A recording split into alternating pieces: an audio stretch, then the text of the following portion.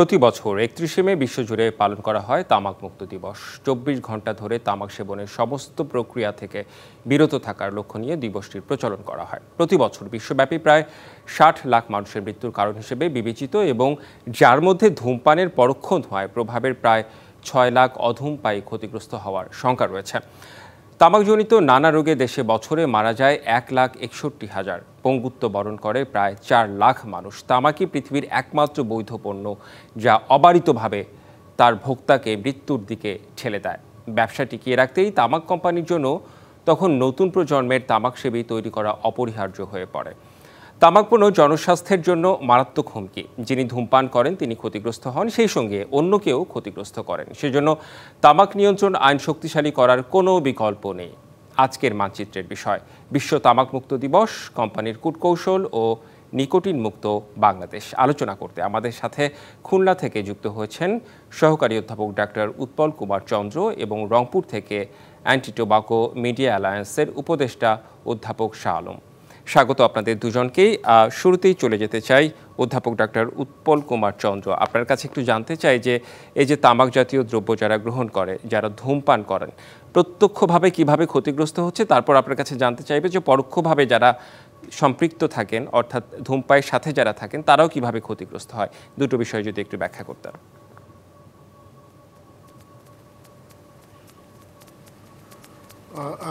ধন্যবাদ আপনাকে।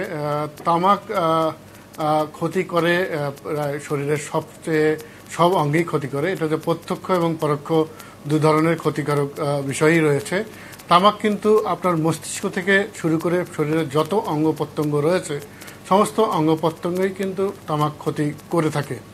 এই যে তামাক জাতীয় দ্রব্য যদি এটা ধূমপান করা হয় তাহলে বিশেষ করে ক্ষতি হয় ফুসফুস এবং হার্টের। ফুসফুসের বিভিন্ন ধরনের শ্বাসকষ্ট, যেটাকে আমরা সিওপিডি বলি, এছাড়া ব্রঙ্কেল অ্যাজমা বা হাঁপানি। এছাড়া সবচেয়ে বড় সমস্যা হচ্ছে যে ফুসফুস এবং ফুসফুসের যে রাস্তা দিয়ে বাতাস প্রবাহিত হয় পুরো ফুসফুস জুড়ে কিন্তু ক্যান্সারের ঝুঁকি মারাত্মক আকারে বৃদ্ধি করে। এছাড়া তামাক গ্রহণ করলে হৃদরোগ বৃদ্ধি পায়, হাইপার টেনশন এটাও বৃদ্ধি পেতে পারে। এছাড়া হার্টের বা হৃদরোগের বিভিন্ন ধরনের হৃদরোগ তৈরি হয়। তাছাড়া তামাক যখন আমরা সেবন করি, বিশেষ করে পানের সঙ্গে তামাক বা অন্যান্য প্রক্রিয়া গুল জর্দা, সেগুলোও কিন্তু আপনার মুখের ক্যান্সার থেকে শুরু করে মুখ গহ্বর এবং পেটের খাদ্যনালী এবং তাছাড়া সমস্ত শরীরেই এই ধূমপান ক্যান্সারের জন্য অত্যন্ত ক্ষতিকারক, ক্যান্সার তৈরি করতে পারে। এছাড়াও মস্তিষ্ক, রক্তনালী, শিরা, উপশিরা এবং তাছাড়া মাংসপেশি সমস্ত জায়গায় কিন্তু এই তামাক ক্ষতির কারণ হয়ে থাকে। তাছাড়া আমাদের যেসব রোগ সাধারণত হয়ে থাকে যেমন ডায়াবেটিস বা অন্যান্য যে কোনো রোগ, যারা তামাকসেবী বা যারা তামাক গ্রহণ করেন, যারা ধূমপান করেন তাদের জন্য কিন্তু যথেষ্ট ক্ষতিকর এবং বিভিন্ন রোগ বৃদ্ধি করতে পারে। যারা ক্ষতিগ্রস্ত হয় তাদের বিষয়ে জানতে চাচ্ছিলাম। গর্ভবতী মা, তাদের জন্য যেমন ক্ষতিকারক, আমি সেই জায়গায় যাচ্ছিলাম যে যারা গর্ভবতী মা তাদের যেমন ক্ষতি হয়, বাচ্চা বা সন্তানেরও কিন্তু অনেক ক্ষতি হয়। এছাড়া পরোক্ষ ধূমপান যেটা বলা হয়, সেই পরোক্ষ ধূমপানেও কিন্তু প্রত্যক্ষ ধূমপানের মতো যেসব ক্ষতি হয় একই ধরনের ক্ষতি হয়ে থাকে এবং আমাদের অজান্তেই আমরা যারা অধূমপায়ী তারাও কিন্তু পরোক্ষ ধূমপানের ফলে একই ধরনের ক্ষতির সম্ভাবনা থেকেই যেতে পারে। আচ্ছা, নিশ্চয়ই আমরা সংশ্লিষ্ট বিষয়ে আরও আপনার কাছ থেকে আমরা জেনে নিতে চাই, অর্থাৎ এর ক্ষতিকর দিকগুলো এবং এটা থেকে পরিত্রাণের উপায় কি হতে পারে। একজন চিকিৎসক হিসেবে আপনি কি মনে করেন সেটা শুনবো। এবার চলে যেতে চাই অধ্যাপক শাহ আলম, একটু আপনার কাছে। আপনি দীর্ঘদিন ধরে কাজ করছেন। আমাদের আজকের বিষয়ই আমরা ঠিক করেছি কোম্পানির কূটকৌশল নিকোটিন মুক্ত বাংলাদেশ, অর্থাৎ বিশ্ব তামাক মুক্ত দিবসে। এই যে কোম্পানির কূটকৌশল নিকোটিন মুক্ত বাংলাদেশ, আসলে নিকোটিন মুক্ত বাংলাদেশ কেন করা যাচ্ছে না? আসলে সমস্যাটা কোথায়?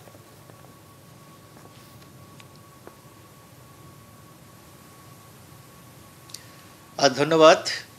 আজকের যে দিনটি খুব তাৎপর্যবহ একটা দিন।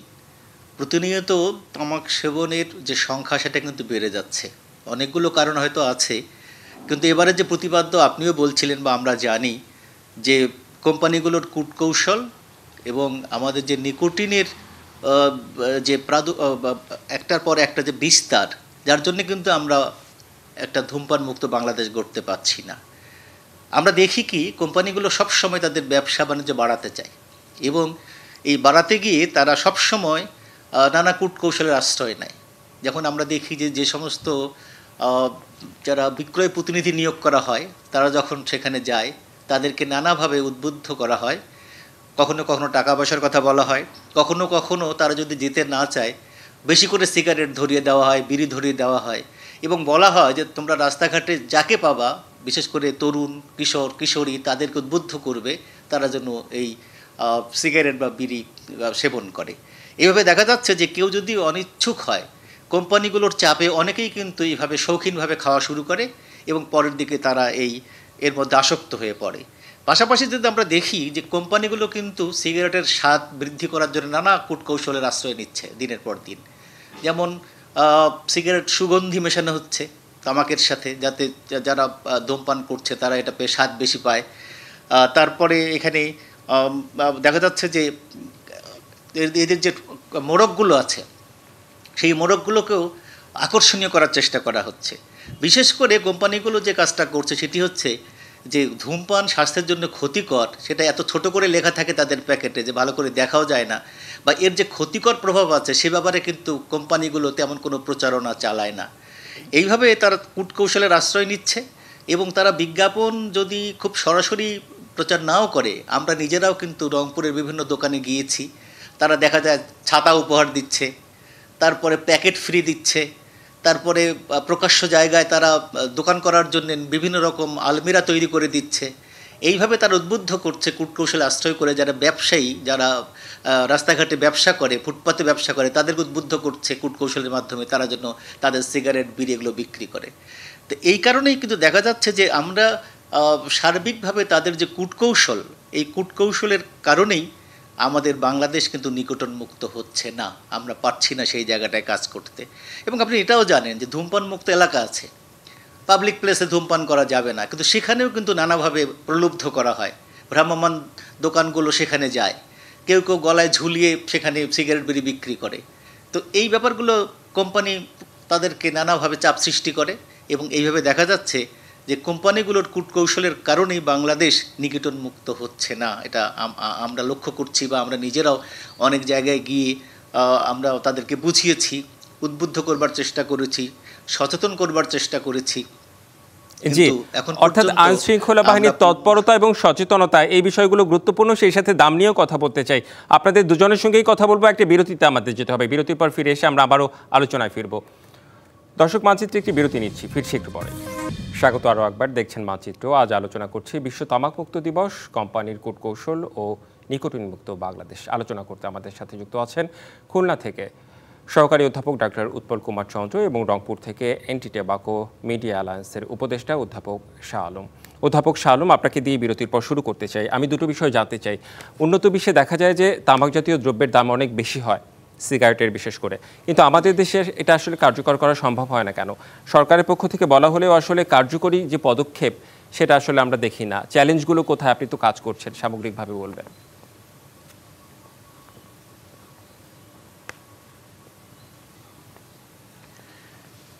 আপনি ঠিক বলেছেন যে উন্নত বিশ্বে তামাকজাত পণ্যের যে মূল্য সেটা অনেক বেশি। আমরাও কিন্তু এইরকম অ্যালায়েন্স থেকে বহুবারই দাবি করেছি। বিশেষ করে আপনারা জানেন যে যখন বাজেট তৈরি হয় তখন কিন্তু প্রতিবারই দাবি করা হয় যে সিগারেটের বা ট্যাক্স যেন বাড়ানো হয়। হয়তো কিছু বাড়ে, কিন্তু পরবর্তী সময় দেখা যায় যতটুকু বাড়ে সেটা দিয়েও কিন্তু যারা আসক্ত হচ্ছে তাদেরকে ঠেকানো যায় না। এই জন্য সরকার এবং বেসরকারি সংস্থা যারা আছে তাদের আরও প্রত্যক্ষ এবং বলিষ্ঠ অবদান রাখা দরকার বলে আমি মনে করি। বিশেষ করে তামাক নিয়ন্ত্রণ যে আইনটা আছে সেটাও কিন্তু ঠিকভাবে বাস্তবায়ন আমরা করতে পারছি না। তামাকের যে সমস্ত দ্রব্যাদি আছে সেগুলো আমদানি, রপ্তানি, বিপণনের ক্ষেত্রটা আছে, পরিবহনের ক্ষেত্রটা আছে, আমরা কিন্তু কোনোভাবেই নিয়ন্ত্রণ করতে পারছি না। এমনকি আমরা উৎপাদনের যে বিষয়টা সেখানে কিন্তু কোম্পানিগুলোর কূটকৌশলের কারণে কৃষকরা নানাভাবে উদ্বুদ্ধ হচ্ছে তামাক বেশি করে চাষ করার জন্য, এটাও কিন্তু আমরা ঠিক করতে পারছি না।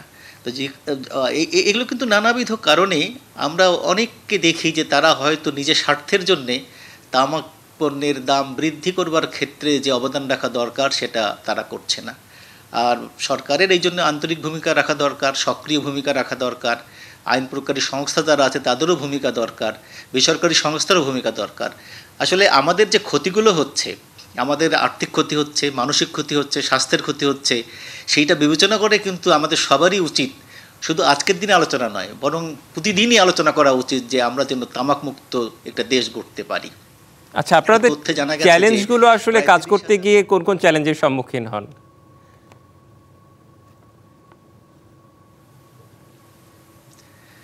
চ্যালেঞ্জ হচ্ছে আমরা যখন দোকানগুলোতে যাই তখন দেখা যাচ্ছে যে তারা হয়তো সেই সময়টা দোকানটা বন্ধ রাখলো, কিন্তু আবার পরদিন ঠিকই দোকান খুলে ফেলছে। এবং কোম্পানিগুলো যখন তাদেরকে নানাভাবে প্রলোভন দেখাচ্ছে, সাইনবোর্ড তৈরি করে দিচ্ছে, একটু আমি সেটা বলছিলাম, তাদের দোকান করে দিচ্ছে, তাদেরকে লোন দিচ্ছে, নানাভাবে তারা যখন উদ্বুদ্ধ হচ্ছে তখন কিন্তু তারা আমাদের কথাগুলো শুনতে চায় না।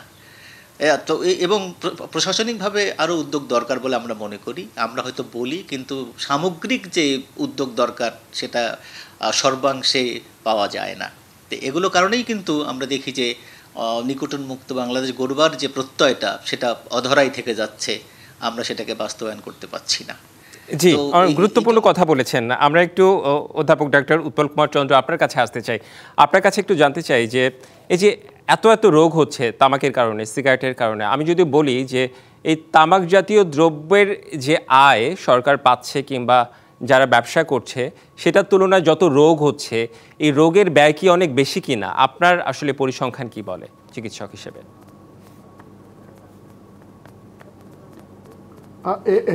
এ বিষয়ে কোনো সন্দেহ নেই, তামাক অত্যন্ত ক্ষতিকারক, শুধু ব্যক্তির জন্য নয়, শুধু সমাজের জন্য নয় বা পরিবারের জন্য নয়।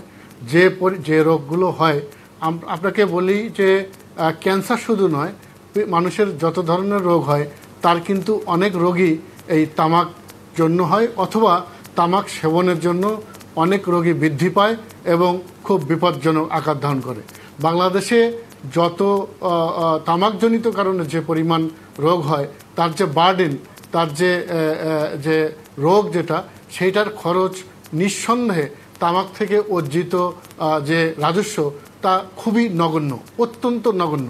শুধু তাই নয়, এই তামাক যখন একটা মানুষের রোগ সৃষ্টি করে, ক্যান্সার সৃষ্টি করে, সেটা শুধু সমাজ নয়, রাষ্ট্র নয়, পরিবারের জন্য অনেক বড় সমস্যা তৈরি করে।